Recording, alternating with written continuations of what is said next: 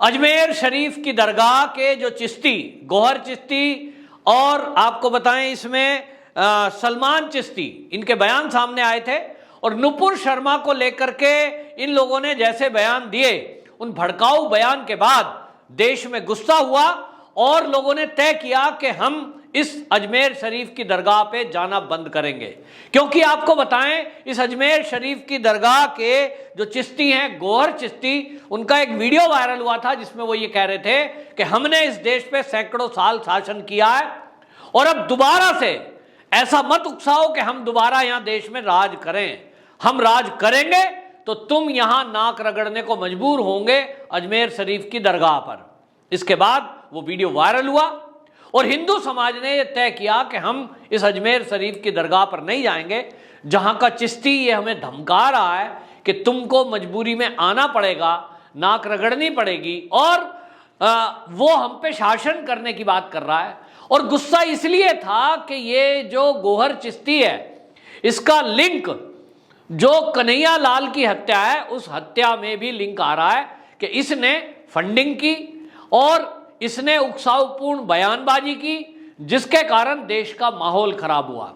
तो लोगों ने इसको देखते हुए, और यह भी एक बयान था कि सलमान चिश्ती भी जो इस दरगाह का चिश्ती था, उसका भी बयान था कि नुपुर शर्मा का जो जुदा करेगा मैं उसको अपना मकान दे दूंगा। इन दोनों के बयान के बाद हिंदू समाज गुस्से में आया और उन्होंने दरगाह पे ना जाना ये तय किया। इसके कारण सारे में वायरल हुई खबरें कि अब ये घुटनों पर आ गए हैं और अजमेर शरीफ के जो दरगाह वाले लोग हैं, जो कर्मचारी हैं, जो काम करते हैं, वहाँ जो पूजा पाठ का काम करते हैं, अब वो पछता रहे हैं कि चिश्तियों ने इस तरह का बयान दिया, जिसके कारण उनका जो बिजनेस है 90% तक घट गया। लोगों ने जाना बंद कर दिया, होटलों की बुकिंग कैंसिल हो गई, दुकान सुनसान पड़ी है और अब दुकान वाले रो रहे हैं।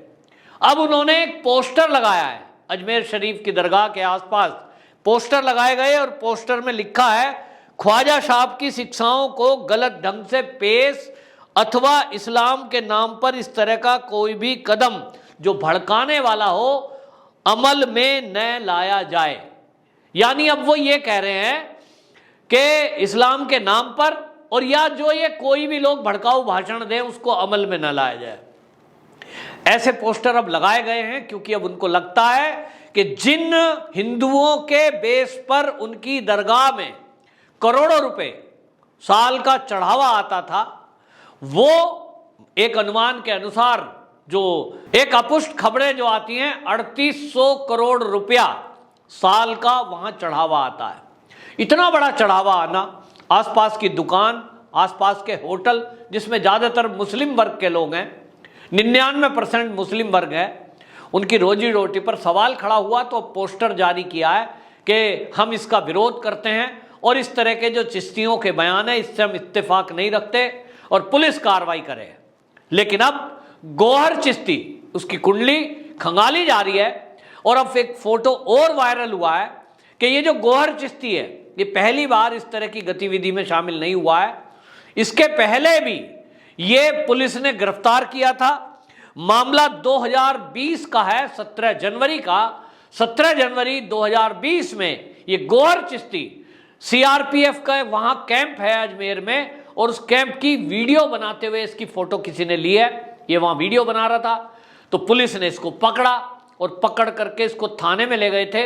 केस सीआईडी को हैंडओवर किया गया।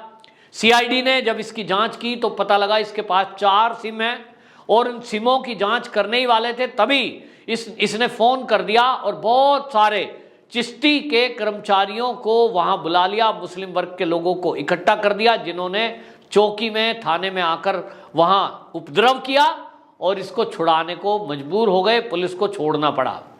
मामले को वार्निंग देकर के ये कह दिया गया, ठीक है आगे से ऐसा कुछ नहीं करूंगा, और आगे से ऐसा नहीं करने की बिना पर इसको छोड़ दिया।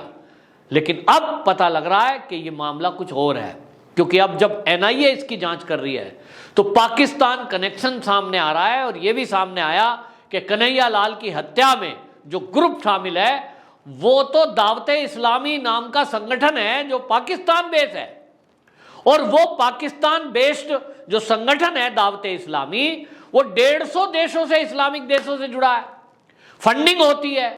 अब अजमेर शरीफ की दरगाह वाले पोस्टर लगाकर लोगों से आग्रह कर रहे हैं कि हम ऐसी बात नहीं करेंगे। लेकिन अब तो एक और बात खुलकर सामने आ गई है कि ये जो 2020 में 17 जनवरी के दिन इसको गिरफ्तार किया गया था वीडियो बनाते हुए सीआरपीएफ कैंप की, लोग कहते हैं कि ये सीआरपीएफ कैंप की जो वीडियो बना रहा था वो पाकिस्तान के लोगों को इसको देना था, आतंकवादियों तक पहुंचाना था, ऐसी जिम्मेदारी इसको दी गई थी। लोगों को लगता था कि अजमेर शरीफ की दरगाह का चिश्ती है, इसको कौन पकड़ेगा, और हुआ भी है, पकड़ा भी गया। राजस्थान में कांग्रेस की सरकार है, पकड़ा गया, उसके बाद गंभीर जांच हुई नहीं तो जो सिम इसके पास से पकड़ी गई थी, अगर उसकी जांच होती, फोरेंसिक जांच होती, मोबाइल की जांच होती, इसके खातों की जांच होती, तो शायद ये दंगे फसाद ना हुए होते हैं। लेकिन राजस्थान में कांग्रेस की सरकार ने इस चिश्ती की कोई जांच की नहीं, गौहर चिश्ती की, और इसने फिर एक के बाद एक अंजाम दिया इसी तरह की बातों को, दंगों को, फसाद को, और इसी में कन्हैया लाल की हत्या भी हो गई। तो इसका मतलब यह है कि अब एनआईए जो तलाश कर रहा है, हालांकि अभी तक गौहर चिश्ती हाथ नहीं आया, गायब है, बार बार फोन बदल रहा है, बार बार सिम बदल रहा है। क्यों?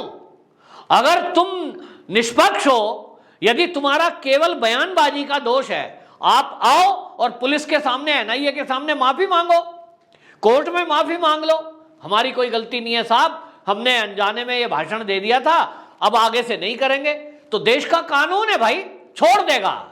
लेकिन लोग कह रहे हैं कि ये गौहर चिश्ती आसानी से हाथ आने वाला नहीं है, क्योंकि इसके तार पाकिस्तान से जुड़े हुए हैं, दावते इस्लामी इसमें सामने आया है, और इसलिए वहां जब तार जुड़े हैं और इनको पता है कि अब एनआईए इनको तलाश रहा है, तो इनसे कुरेदा जाएगा कि बताइए और कितनी ऐसी देश में है जिनके संबंध इस तरह से हैं।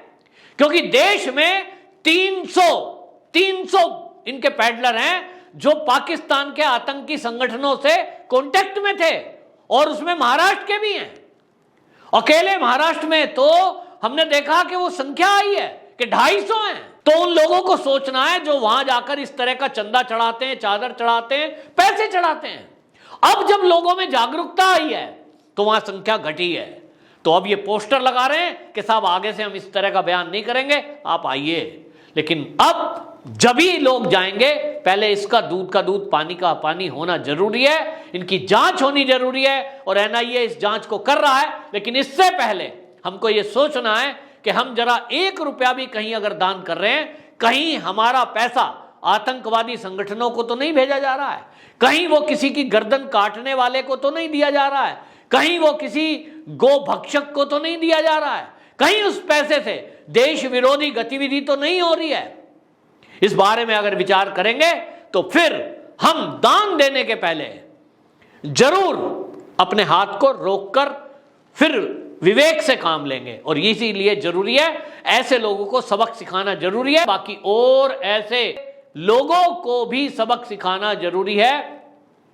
राष्ट्रवादी लोगों की एकता ने यह कर दिखाया है, और इसी तरह एकता बनी रहे और देश की एजेंसियां काम करती रहेंगी, तो देश विरोधी काम करने वाले लोग जल्द ही सलाखों के पीछे नजर आएंगे। वंदे मातरम।